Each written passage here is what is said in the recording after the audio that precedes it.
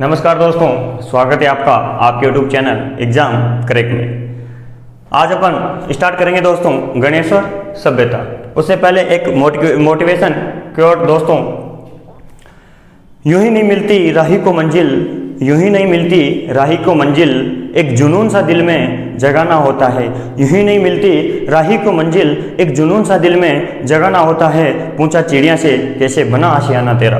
क्या दोस्तों, पूछा चिड़िया से कैसे बना आशियाना तेरा, बोली भरनी पड़ती है उड़ान बार बार, तिनका तिनका उठाना होता है। क्या मेरे दोस्तों, भरनी पड़ती है उड़ान बार बार, तिनका तिनका उठाना पड़ता है। तो दोस्तों, अगर अपन को भी जो है किसी सरकारी सेवा में जाना है या सरकारी सेवा में अगर आपको लगना है तो अपन को जो है निरंतर और जो है कड़ी मेहनत की जरूरत होती है। बहुत सी बार अपन असफल होएंगे, पर जो है अपन को निरंतर प्रयास और अपनी मेहनत के बलबूते पर अपन को एक दिन सफलता जरूर हासिल होगी।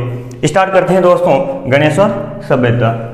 अपन जो है राजस्थान की प्राचीन सभ्यताओं का अध्ययन कर रहे थे और अपन ने जो है पिछली क्लासों में कालीबंगा सभ्यता, आहार सभ्यता, बेराट सभ्यता, इनका जो है अपने विस्तृत रूप से जो अपन अध्ययन कर चुके हैं। अगर आपने अभी तक वो क्लास ही नहीं देखी तो प्लीज आप वो उन क्लासों को जो है एक बार देख लेना। अब स्टार्ट करते हैं दोस्तों। आज अपन अध्ययन करेंगे गणेश्वर सभ्यता का। गणेश्वर सभ्यता के बारे में सबसे पहले दोस्तों, गणेश्वर सभ्यता जो है राजस्थान के कौन से जिले में पड़ती है? तो गणेश्वर सभ्यता से दोस्तों ये पड़ती है अपन नीम का थाना क्षेत्र, रेवासा गांव, सीकर में। कहाँ पे पड़ती है? नीम का थाना क्षेत्र, रेवासा गांव, सीकर में।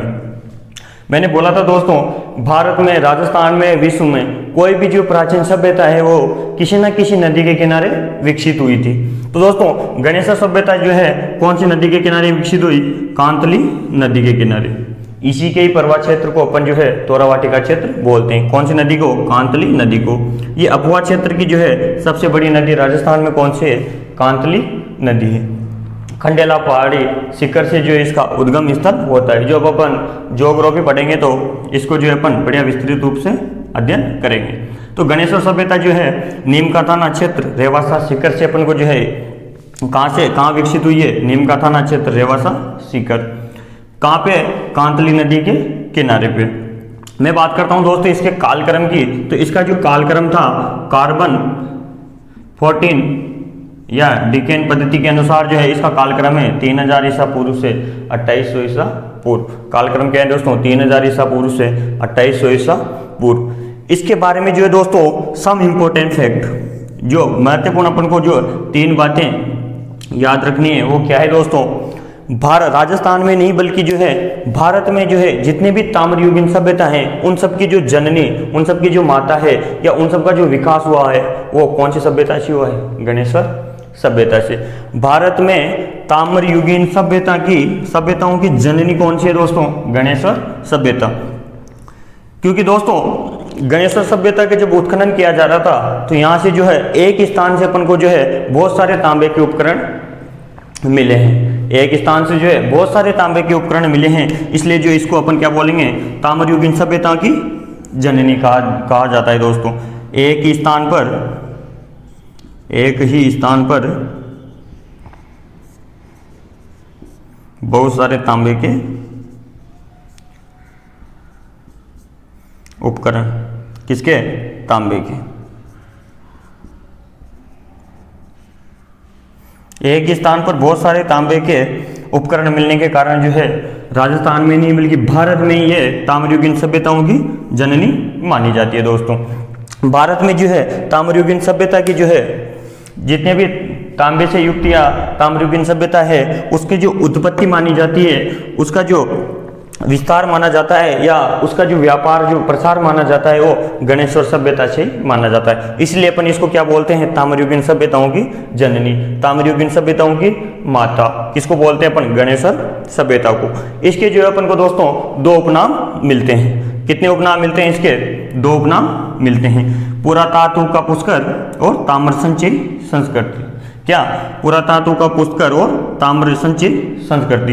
ये क्यों बोलते हैं दोस्तों अपन? तो ये इसलिए बोलते हैं दोस्तों, जो पुरातात्व को वेता है उनके अनुसार दोस्तों जो गणेश्वर सभ्यता से जो सिंधु सभ्यता के जो अन्य क्षेत्र थे वहाँ पे जो है तांबे का जो है व्यापार किया जाता था, तांबे के उपकरण का जो है व्यापार किया जाता था। इसीलिए अपन को इसको क्या बोलते हैं, पुरातातु का पुष्कर हो या ताम्र संचय संस्कृति के नाम से भी ये जानी जाती है।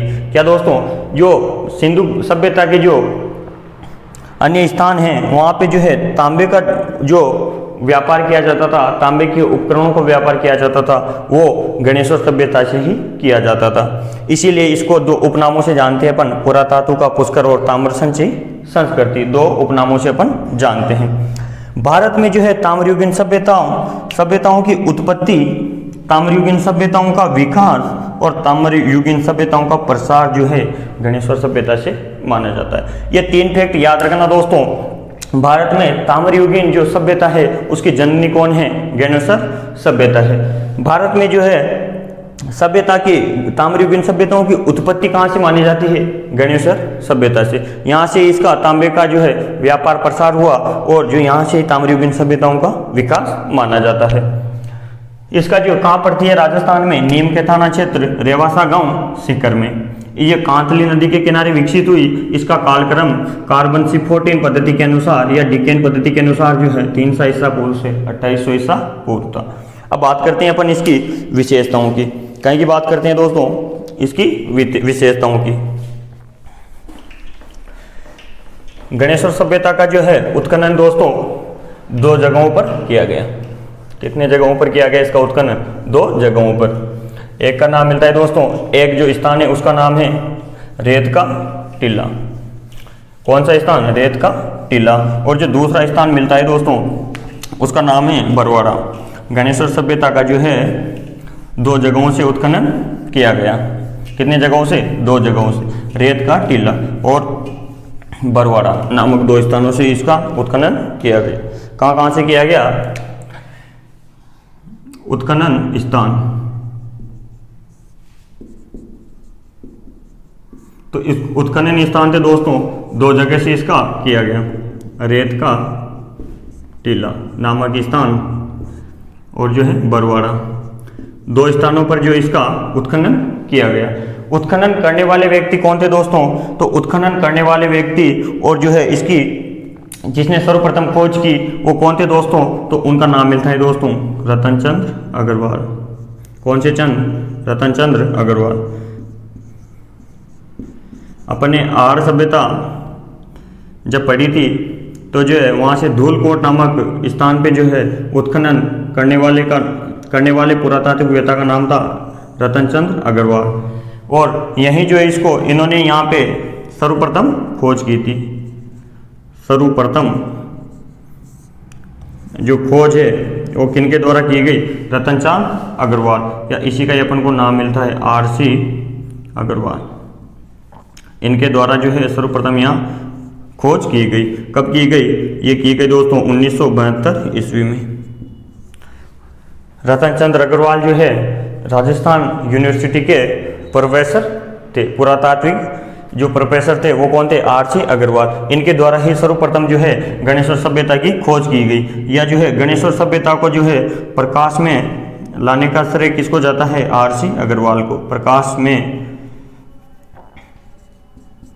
लाने का श्रेय जो किसको जाता है वो RC अग्रवाल को जाता है। और जो है यहाँ से जो उत्खनन किया गया था सर्वप्रथम उत्खनन, वो भी किनके द्वारा ही किया गया था, RC अग्रवाल के द्वारा। उत्खनन RC अग्रवाल। और इनके साथ एक और व्यक्ति थे, वो थे अपने विजय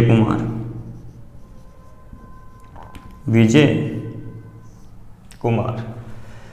जब अपने आर्य सभ्यता पढ़ी थी तो राजस्थान सरकार की ओर से 2 व्यक्ति जो है वहाँ नियुक्त किए गए थे, PC चक्रवर्ती और विजय कुमार। ये वही विजय कुमार है दोस्तों जिन्होंने जो है यहाँ भी गणेश्वर सभ्यता में जो है उत्खनन में किसकी सहायता की, RC अग्रवाल की। जो RC अग्रवाल है दोस्तों उन्होंने जो है रेत के टीले नामक स्थान पर खोज की, रेत का टीला यहाँ पे इन्होंने खोज की। और विजय कुमार ने जो है वो कहाँ पे की थी, बरवाड़ा नामक स्थान पर इनकी खोज की। कौन से वाड़ा, बरवाड़ा नामक स्थान पर खोज किसने की, विजय कुमार ने। ये उत्खनन का कार्य लगभग दोस्तों 1977 में स्टार्ट हुआ और 1978 तक इन्होंने जो है उत्खनन का कार्य कंप्लीट कर लिया था। तो मैंने बात की दोस्तों गणेश्वर सभ्यता को प्रकाश में लाने का श्रेय जो है किसको जाता है? आर.सी. अग्रवाल को। आर.सी. अग्रवाल दोस्तों राजस्थान यूनिवर्सिटी के पुरातत्व प्रोफेसर थे। इन्होंने जो सर्वप्रथम इसकी खोज की 1972 में, और इसीलिए इनको जो है गणेश्वर सभ्यता को प्रकाश में लाने का श्रेय किसको दिया जाता है? आर.सी. अग्रवाल को। और जो है यहाँ जो उत्खनन 2 स्थानों पर इसका उत्खनन किया गया, रेत का टीला और बरवाड़ा। तो रेत का टीला जो इस पे जो उत्खनन का कार्य किया वो भी इन्होंने किया था, आर.सी. अग्रवाल ने। और जो इनके साथ ही जो विजय कुमार ने जो है बरवाड़ा नामक स्थान पर जो है उत्खनन का कार्य किया। 1977 में लगभग इन्होंने उत्खनन का कार्य स्टार्ट कर दिया था, और जो है 1978 में जो है इन्होंने उत्खनन का कार्य कंप्लीट कर लिया था। अब बात करते हैं दोस्तों इसकी विशेषता की। किसकी बात करेंगे अपन? गणेश्वर सभ्यता की विशेषता की। यहाँ क्या क्या विशेषता है? तो दोस्तों सबसे पहले तो है इसकी जो विशेषता है, यहाँ के मकान जो है दोस्तों पत्थरों से निर्मित होते थे। यहाँ के मकान जो है, या यहाँ के जो भवन मकान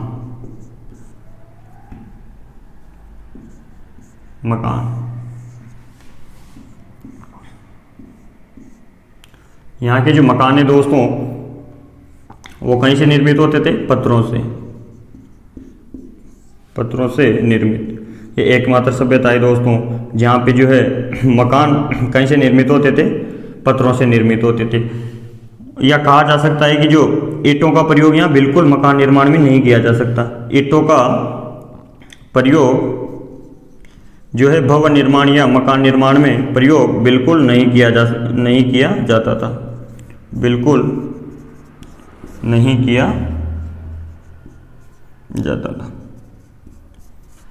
यहाँ के भवन या मकान के निर्माण में जो है पत्थरों से निर्मित या पत्थरों का प्रयोग किया जाता था। ईंटों का प्रयोग बिल्कुल नहीं किया जाता था यहाँ के मकान निर्माण में। यहाँ जो है जो अपन को बांध मिले, एकमात्र सभ्यता है राजस्थान में जो जहाँ के जो बांध अपन को कहीं से निर्मित हैं? पत्थरों से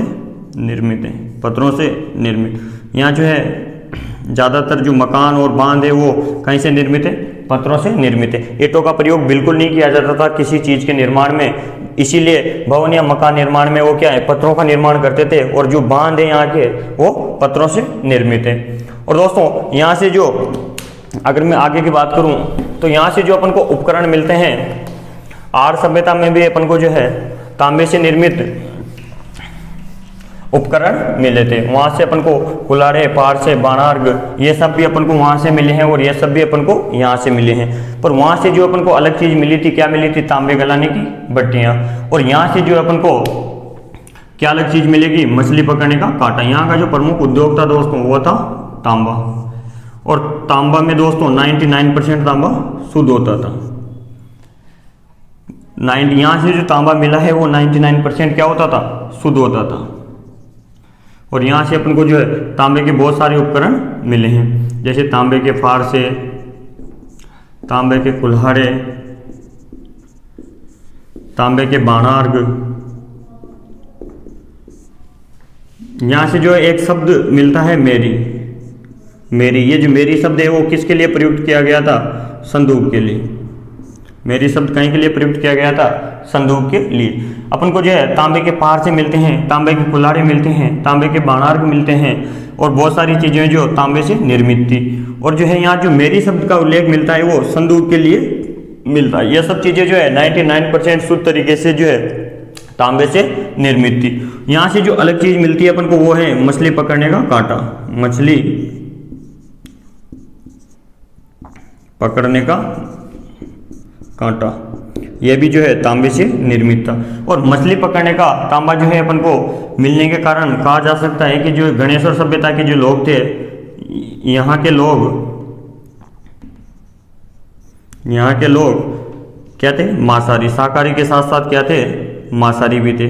क्योंकि मछली पकड़ने का कांटा जो है कांटली नदी में जो मछली पकड़ने का कार्य करते थे। क्यों करते थे? क्योंकि शायद मछली का सेवन या मछली का जो है रोजगार करते होंगे। तो यहाँ के लोग जो है मांसाहारी थे। शाकाहारी के साथ साथ क्या थे? मांसाहारी होने के प्रमाण मिलते हैं, क्योंकि यहाँ से जो है मछली पकड़ने का अपन को कांटा मिलता है। खंडित साट्या जो है स्वास्तिक का चिन्ह वो किस रूप में मिलता है अपन को? खंडित रूप में। किस रूप में मिलता है? खंडित रूप में। खंडित रूप में साट्या के प्रमाण, या इसी को क्या बोलते हैं अपन? स्वास्तिक। खंडित रूप में साट्या का प्रमाण भी अपन को कहाँ से मिलता है दोस्तों? गणेश्वर सभ्यता से मिलते हैं। यहाँ जो जितने भी उपकरण मिलते हैं वो 99% शुद्ध तांबे से बने हुए थे। पार से कुल्हाड़ी, बाणार्घ, मेरी शब्द है वो संदूक के लिए प्रयुक्त किया गया था। मछली पकड़ने का कांटा जो है अपन को गणेश्वर सभ्यता से मिलता है। इसको थोड़ा ध्यान रखना दोस्तों, मछली पकड़ने का कांटा जो है कहाँ से मिलता था? गणेश्वर सभ्यता से। मछली पकड़ने का कांटा मिलता था, मतलब यहाँ के लोग जो है मछली का सेवन करते थे, मछली इनका जो है क्या रोजगार था। तो खंडित यहाँ के लोग जो है शाकाहारी के साथ साथ क्या थे? मांसाहारी भी थे। खंडित रूप में साट्या के जो प्रमाण मिलते हैं वो भी कहाँ से मिलते हैं? गणेश्वर सभ्यता से मिलते हैं दोस्तों। कहाँ से मिलते हैं? गणेश्वर सभ्यता से मिलते थे। यहाँ से जो अपन को मर्दभांड भी मिलते हैं। 6 प्रकार के मर्दभांड यहाँ से अपन को मिले हैं। कितने प्रकार के? 6 प्रकार के मर्दभांड अपन को मिले थे। संग्रहण मर्दभांड, फारसे, तसले, प्याले, हांडी, मिट्टी से निर्मित छल्लेदार मर्दभांड, ये सब अपन को कहाँ? ज्ञानेश्वर सभ्यता से मिलते थे। और जो है सबसे मेन बात जो है, मर्दभांड को यहाँ जो है कपिवर्णी,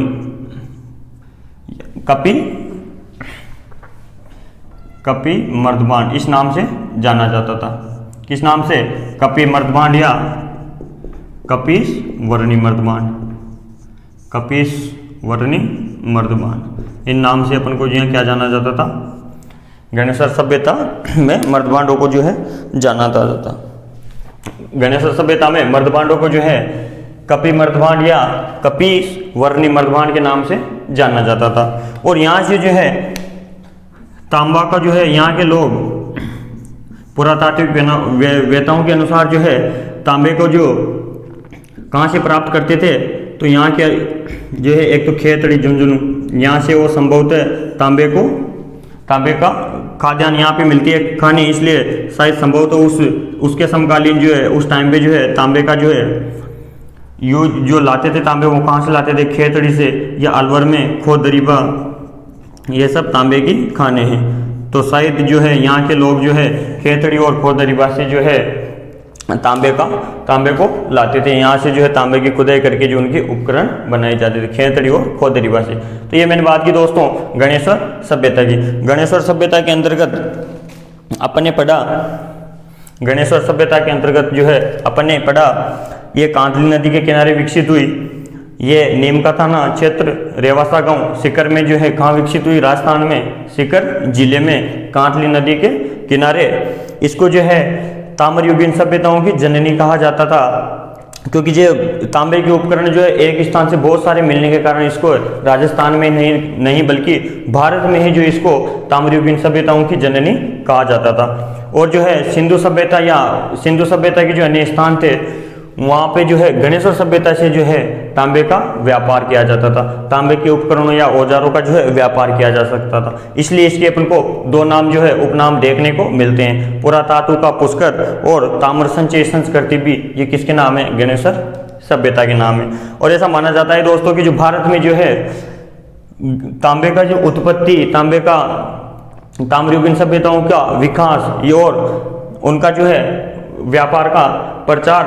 व्यापार प्रसार जो है गणेश्वर सभ्यता से ही किया जाता था। इसका जो कालक्रम अपन ने पढ़ा 3000 ईसा पूर्व से 2800 ईसा पूर्व। इसको जो प्रकाश में लाने का श्रेय दोस्तों R.C. अग्रवाल, जिन्होंने जो 1972 में इसको प्रकाश में लाया या इसकी खोज की। कब? 1972 में R.C. अग्रवाल के द्वारा। और जो है उत्खनन भी जो है R.C. अग्रवाल के द्वारा ही किया गया। और उनके जो साथी एक और थे विजय कुमार, दोनों ने जो है रेत का टीला और बरवाड़ा नामक स्थानों पर जो है उत्खनन का कार्य किया 1977-78 में। ये दोस्तों अपन ने पढ़ी गणेश्वर सभ्यता। यहाँ से जो है तांबे से निर्मित अपन को बहुत सारे उपकरण मिले हैं। उनमें से जो कुल्हाड़े, पारसे, परसे, प्याले, मछली पकड़ने का कांटा, और मछली पकड़ने का कांटा मिलने के कारण अपन कह सकते हैं यहाँ के लोग शाकाहारी के साथ साथ क्या थे? मांसाहारी भी थे। और दोस्तों यहाँ जो मर्दभांडों को किस नाम से जाना जाता था? कपि मर्दभांड और कपिस वर्णी मर्दभांड, इन 2 नामों से जो यहाँ को मर्दभांडों को जो है जाना जाता था। ये अपन ने पढ़ी दोस्तों गणेशर सभ्यता। और अगली वाली क्लास में जो ये मेन जो 4 सभ्यता थी बढ़िया, जिनको अपने विस्तृत रूप से अध्ययन किया, कालीबंगा का, आहड़ का और गणेशर सभ्यता और बेराट सभ्यता का, इन सभी को मैं जो है आपको एक बार रिवीजन करवा देता हूँ। अपन ने जो है अभी तक जो है 4 जो प्रमुख सभ्यता थी, यहाँ से जो है मिले गए उपकरणों, औजारों, इनके बारे में क्वेश्चन आने की संभावना 99% यहीं से होती है। और जो दूसरी अभी और है, जिसको 15-16 सभ्यताएं और है छोटी छोटी, उनको अपन बस उनकी खोज करता, उत्खनन करता और जो किस स्थान पर विकसित हुई, उनके बारे में अपन पढ़ेंगे। तो जैसे अपन ने जो 4 जो प्रमुख सभ्यता थी उनका अध्ययन कर लिया है। कौन सी? कालीबंगा, अपन ने पढ़ी थी आहड़ सभ्यता, अपन ने पढ़ी थी बेराट सभ्यता और अपन ने आज कंप्लीट की है गणेशर सभ्यता। कालीबंगा जो है राजस्थान में कहाँ पे विकसित हुई? हनुमानगढ़ जिले में। कौन से जिले में? हनुमानगढ़ जिले में। आहड़ सभ्यता कहाँ पे हुई? उदयपुर। बेराट सभ्यता जयपुर और जो है गणेशर सभ्यता सीकर। इनकी मैं नदियों की बात करूं दोस्तों, तो जो ये थी कालीबंगा, वो गग्गर नदी के मैंने उपनाम बताए थे आपको, मर्त नदी, देशवती नदी, सरस्वती नदी, जो इसके उपनाम थे। कौन सी नदी? गग्गर नदी। उदयपुर में जो आहड़ सभ्यता थी वो थी अपनी आयड़ नदी, या इसी को मैंने बोला था बेड़स नदी। और ये दोनों, ये जो है सहायक नदी किसकी है? बनास नदी। इनके इसके किनारे कौन सी सभ्यता विकसित हुई? आहड़ सभ्यता। बेराट जो अपन ने पढ़ा बाण गंगा। कौन सी गंगा? बाण गंगा नदी। और बाण गंगा नदी का दूसरा नाम अपन ने क्या पढ़ा था? अर्जुन की गंगा, या रुंडित नदी भी किसका नाम है? बाण गंगा का। अभी अपन ने पढ़ी सीकर से गणेशर सभ्यता, ये कौन सी नदी के किनारे विकसित हुई? ये हुई कांतली नदी, जो अफवाह क्षेत्र की राजस्थान में सबसे बड़ी नदी है, कांतली नदी। ये दोनों नदियां जो है अफवाह क्षेत्र की जो है सबसे बड़ी नदी है। ये अपन ने 4 प्रमुख सभ्यताओं को जो है, ये आप इनको अगर नहीं देखा हो तो एक बार इनको जो है, इनका मैंने एक वीडियो में जो है कंप्लीट इनको विस्तृत रूप से पढ़ा दिया गया है। कालीबंगा, हनुमानगढ़, गग्गर नदी, और जो आगे वाली जो सभ्यताएं छोटी छोटी, उनको अपन उनके बस खोजकर्ताओं के नाम कहाँ पे हुई, कौन सी नदी के किनारे हुई, ये अपन पढ़ेंगे और बाकी उनकी छोटी मोटी डिटेल के रूप में पढ़ेंगे। ठीक है दोस्तों, मिलते हैं कल अगली क्लास में। जब तक के लिए धन्यवाद।